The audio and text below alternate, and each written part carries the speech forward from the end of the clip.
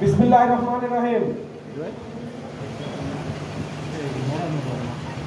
চুয়াডাঙ্গা জেলা বিএনপির বিরুদ্ধে ইউটিউবার ইলিয়াসের পরিকল্পিত অপপ্রচারের বিরুদ্ধে আজকে জেলা বিএনপির সাংবাদিক সম্মেলন।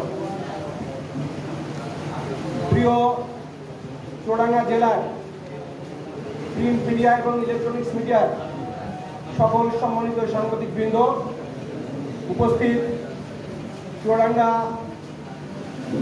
জেলা বিএনপির নেতৃবৃন্দ, উপস্থিত চুয়াডাঙ্গা আলমডাঙ্গা উপজেলা বিএনপি পৌর বিএনপি সকল ইউনিটের সম্মানিত নেতৃবৃন্দ, উপস্থিত চুয়াডাঙ্গা জেলার সকল অঙ্গ সহযোগী সংগঠনের নেতৃবৃন্দ, সবাইকে চুয়াডাঙ্গা জেলা বিএনপির পক্ষ থেকে শুভেচ্ছা অভিনন্দন জানাচ্ছি।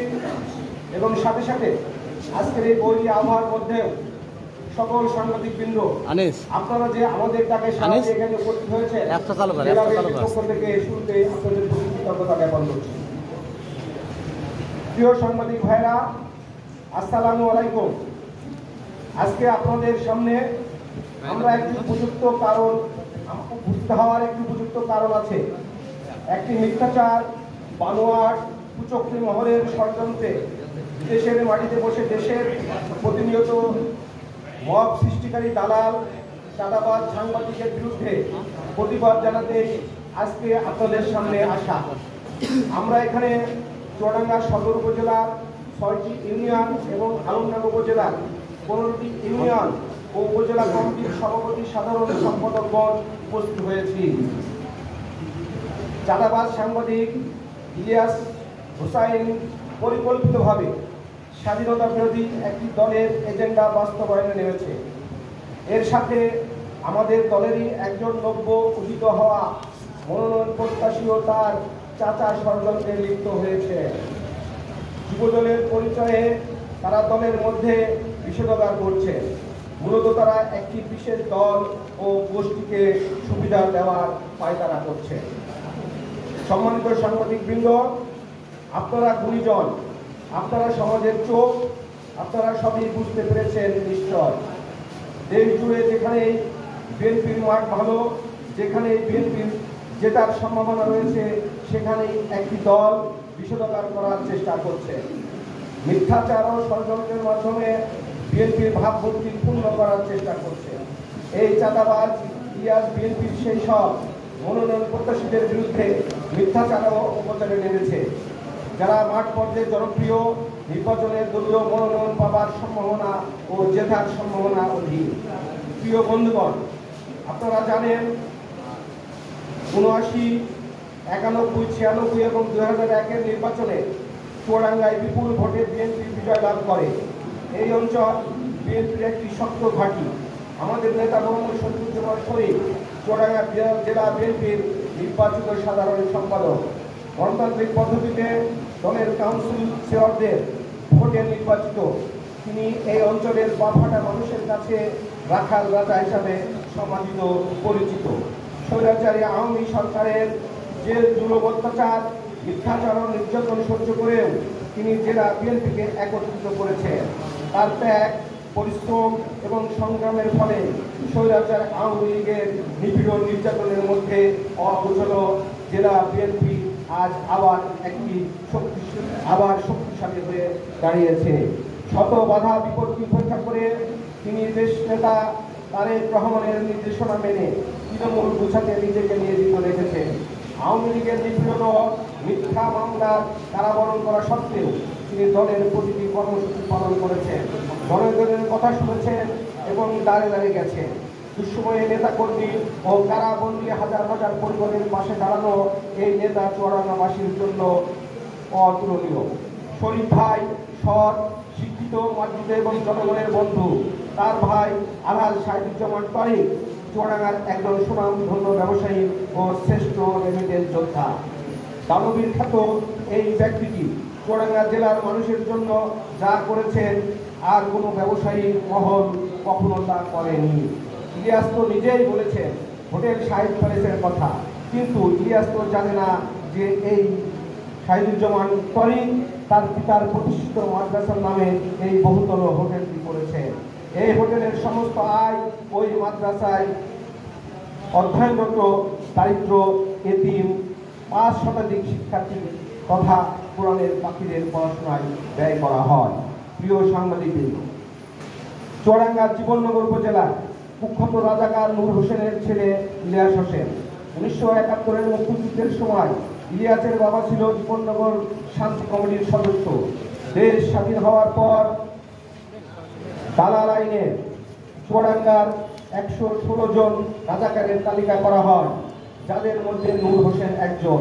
21 টিভি অনুসন্ধানী অনুষ্ঠানে 21-এর চোখের মাধ্যমে ইলিয়াসের উত্থান। এই অনুষ্ঠানের মাধ্যমে শুরু হয় তার ব্ল্যাকমেইল মিশন। মানুষকে জিম্মি করে টাকা আত্মসাতের প্রচুর অভিযোগ রয়েছে তার বিরুদ্ধে। একসময় ইলিয়াস হোসেন বিদেশে চলে যান। সেখান থেকে তিনি একটি ইউটিউব চ্যানেল খোলেন। এই চ্যানেলের মাধ্যমে তিনি একটি নতুন অধ্যায় শুরু করেন মানুষকে ব্ল্যাকমেইল করার। ইউটিউব চ্যানেলটি তার জন্য শুধু মাত্র একটি প্ল্যাটফর্ম নয়, বরং মানুষের উপর প্রভাব বিস্তার এবং টাকা আত্মসাতের নতুন পথ খুলে দেয়।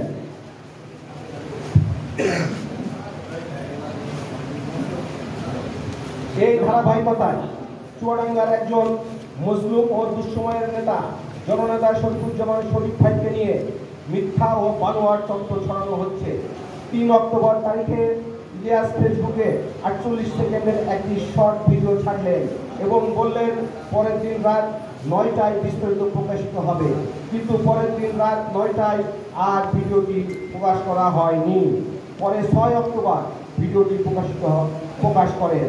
আপনাদের কাছে প্রশ্ন রেখে গেলাম, তিনি 3 থেকে 6 তারিখ পর্যন্ত কেন অপেক্ষা করেছিলেন? শরীফ এবং তারিক সাহেব কেউ টাকা লেনদেন করবেন কিনা? যখন দেখলেন কেউ টাকা দিচ্ছে না, তখন তার পরিকল্পিতভাবে ভিডিওটি কাটছাঁট এডিটিং করে মিথ্যা রিপোর্ট তৈরি করা ভিডিওটি 6 তারিখে প্রকাশ করে। এটি স্পষ্টভাবে বোঝা যায় যে ভিডিওটি মানুষকে ভয় দেখিয়ে টাকা আদায়ের উদ্দেশ্যে পরিকল্পিত। প্রিয় চুয়াডাঙ্গার গুণী বন্ধুগণ, আপনারা সবাই জানেন ইলিয়াস তো ভিডিও কাটছাঁট করে ছেড়েছে, যেটা সাংবাদিকতা নয়। এসব কাটিং করা ভিডিও এর সম্পূর্ণ অংশ আপনারা একাধিকবার দেখেছেন।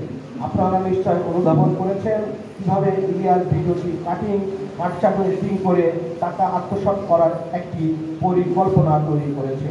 পুরো ঘটনাটি কৌশলগতভাবে সাজানো হয়েছে যাতে মানুষ বিভ্রান্ত হয় এবং টাকা লেনদেন করতে প্ররোচিত হয়। ইলিয়াস ভুলে গিয়েছেন মজলুম নেতা কখনো মিথ্যা বা বানোয়াট সংবাদ দেখে ভয় পান না। মিথ্যার কাছে কখনো শরীফুজ্জামান শরীফ মাথা নত করেন না, অন্যায়ের কাছে মাথা নত করেন না। পুরো ঘটনা পরিকল্পিতভাবে তৈরি করা হয়েছে। শরীফুজ্জামান শরীফের ধৈর্য ও সাহসের কারণ মানুষ এই মিথ্যা কাটি দিতে সিদ্ধান্ত হয়নি। স্বঘোষিত রাজাকার এবং স্বাধীনতা বিরোধী চাঁদাবাজ দালাল ইলিয়াস হোসেনের মিথ্যাচারের শেষ নেই। নির্লজ্জ এই লোক এতটা নিচে নামতে পারে যে কারো মা বোন তুলে গালি দিতে পোল দিতে দ্বিধা করেন না। কথিত এক নারী ভিডিও বক্তব্য ছেড়েছেন চাঁদাবাজ ইলিয়াস। সেই নারী যে ঘটনার কথা বলছেন তা 19 অথবা 21 সালের ঘটনা। তখন তো স্বৈরাচারী আওয়ামী লীগ ক্ষমতায় ছিল। তখন কেন এই নারী কোনো ব্যবস্থা নিলেন না? আমরা খোঁজ নিয়ে জানতে পেরেছি এই নারীর পরিবার নিশ্চিত এই নারীর পরিবার চিহ্নিত মাদক ও স্বর্ণ চোরা কারবারির সাথে জড়িত। পুতুল নামের ওই নারীর ভাই মিতুল একাধিকবার মাদক মামলায় গ্রেফতার হয়েছে।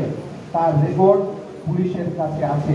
আপনারা সাংবাদিক চাইলে এই বিষয়টি যাচাই করতে পারেন। ওই নারী যে হয়রানির অভিযোগ করেছেন তার সম্পূর্ণ মিথ্যা।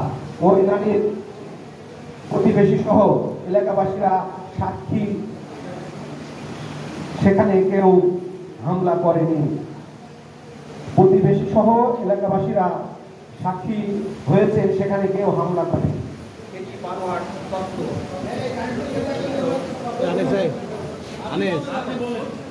ফোন দেওয়া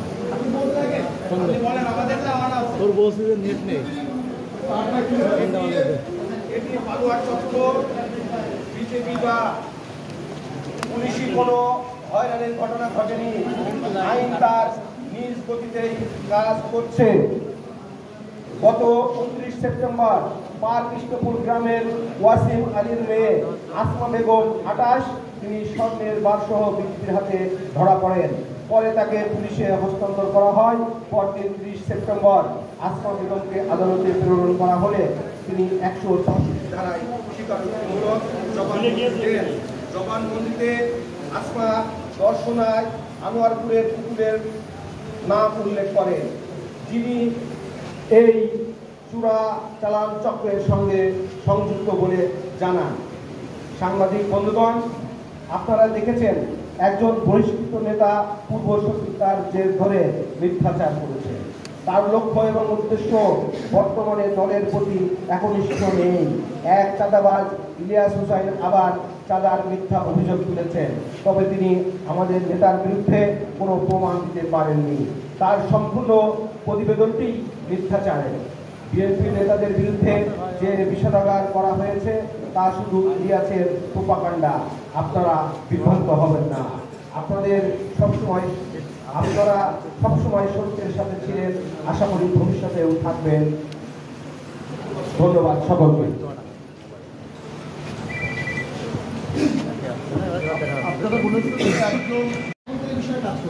এই ঘটনা এই ঘটনা এখন পর্যন্ত কিন্তু অভিযোগ বা আইনগত কোনো ব্যবস্থা নিয়েছে কিনা জেলা বিএনপির পক্ষ থেকে বা যার বিরুদ্ধে অভিযোগ করা হচ্ছে, মানে শরীফ ভাই আইনগত ব্যবস্থা নেওয়া হয়েছে কিনা? দেখেন, এটা বিষয় হচ্ছে যে এখানে আইনগত বিষয়টা আমরা এখন ওই পর্যায়ে যাইনি। আমরা প্রাথমিকভাবে আজকে একটা প্রতিবাদ জানালাম সাংবাদিক সম্মেলনের মাধ্যমে আপনাদের উপস্থিতিতে। আমরা নেক্সটে আমাদের নেতৃবৃন্দের সাথে পরামর্শক্রমে আমরা এই পদক্ষেপগুলো নেব আশা করি। পর্যায়ক্রমে এগুলো পাই। ভাই আরেকটি প্রশ্ন আমার।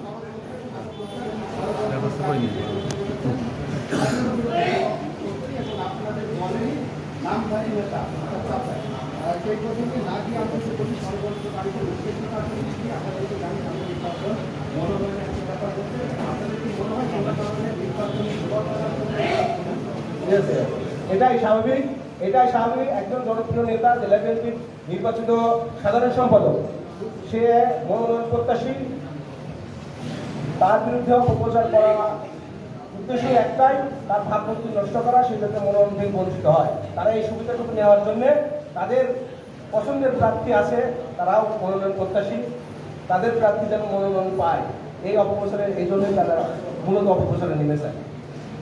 আমরা মনে করি এই অপপ্রচারে এই বিভ্রান্ত জনগণ হবে না, এবং আমরা বিভ্রান্ত নয়।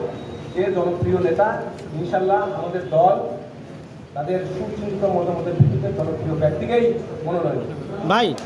ভাই আপনার লিখিত বক্তব্যে ভাই একটা প্রশ্ন। ভাই আমার একটা প্রশ্ন। আচ্ছা, আমার শেষ প্রশ্ন ভাই, আমার শেষ একটা প্রশ্ন, একটা, হ্যাঁ সংক্ষেপ।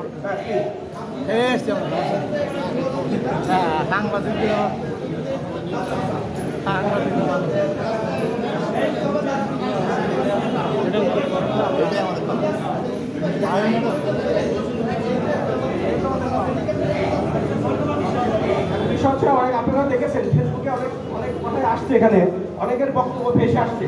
তাদের সাথে কথা বললে আপনারা, আমার মনে হয় ভাই, আসল ঘটনাটা কি জানতে পারবেন, রহস্যটাকে উদ্ঘাটন করতে পারবেন। শেষ প্রশ্ন আমার শেষ প্রশ্ন ভাই, একটা, ওই যে আপনি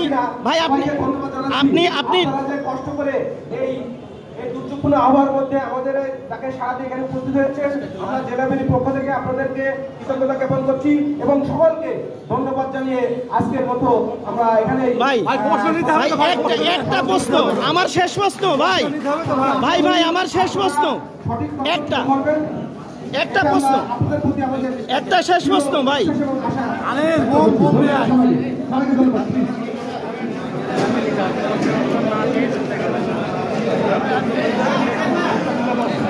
আমি রেজাউল করিম লিটন, চ্যানেল 24 এর রিপোর্টার। মানে ইলিয়াস হোসেনের যে রিপোর্টটা ছিল সেটা ফুললি জেলা বিএনপির সাধারণ সম্পাদক শরীফুজ্জামান শরীফের বিরুদ্ধে। আজকে সংবাদ সম্মেলন অনুপস্থিত নাই কেন? মানে প্রশ্নের উত্তরগুলো তার মুক্তি হলে বেটার হতো।